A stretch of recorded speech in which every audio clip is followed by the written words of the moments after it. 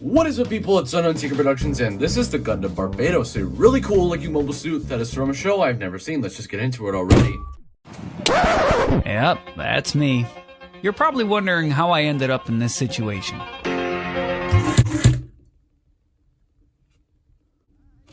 So just a quick heads up, this is my first Gunpla building experience, and I do want to get into more of it, but that's probably going to have to wait until later this year, or maybe even next year.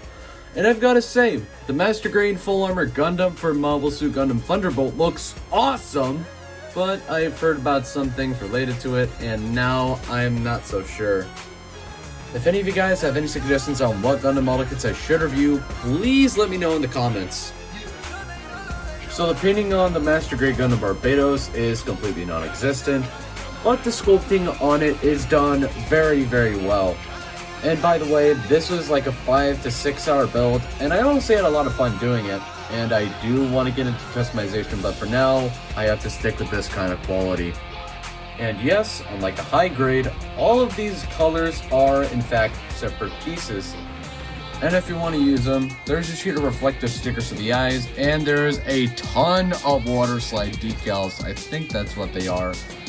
And to be completely honest, I don't really want to take the time to apply these, except maybe the eye stickers.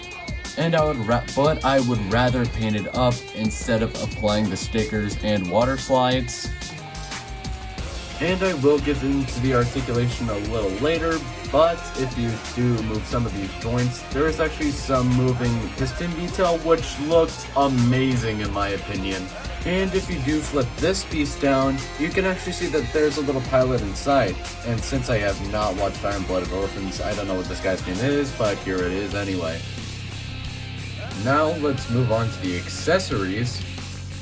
So in addition to that little guy in the cockpit, you do get a little minifigure of that same character. And this thing is just absolutely tiny. Just be careful not to lose it. In addition to these open, not hands, but fingers, you get 2 other pairs of interchangeable fingers. So you also get a pair of grabby fingers and fists, which look kind of puny to be completely honest. You also get a sword that, if you look closely on the handle, there's a few patterns of grooves right here. And there is a little slot in the grabby hand, which if you just slide it into the grooves, just plug it onto the Barbatos, and there you go. And you also get a giant spiked club. And for the final accessory, you get a gigantic gun, which can also fold up for storage.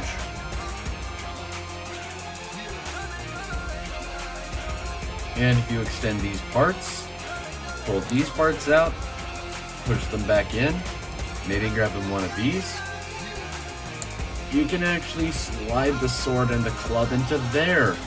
And the gun has got its own slot for that. Now, this is what you call proper weapon storage. Hasbro! Obviously a joke. I'm actually fine with this storage, but the Master Grade Barbatos' storage definitely looks vastly superior compared to MPM Megatron. Like, seriously. Now, since we're done covering the accessories, let's move on to the posability. So there is a ball joint at the head and a hinge joint at the neck, which allows them to look up that far and down not too far. Shoulder pad moves up. Butterfly joint, rotation at the shoulder that can go a full 360. The arms can move out a good amount. Shoulder swivel, double bend at the elbow. Elbow guard moves. Swivel at the wrist, a hinge joint which allows the wrist to move up and down, and another one which allows the wrist to move out. And there is a ball joint at the thumb, which just can move up and down and lean side to side. A little bit tight though. Waist swivel. And all of these skirt pieces are all on their own individual joints. And also these skirts are on a swivel. The leg can shift a little bit. The leg can kick about that far. Move back that far. Splits. Thigh swivel. Triple bend at the knee. The ankle guard moves. The ankles can move up, down, pivot, and swivel. And finally, you get a toe bend going both ways.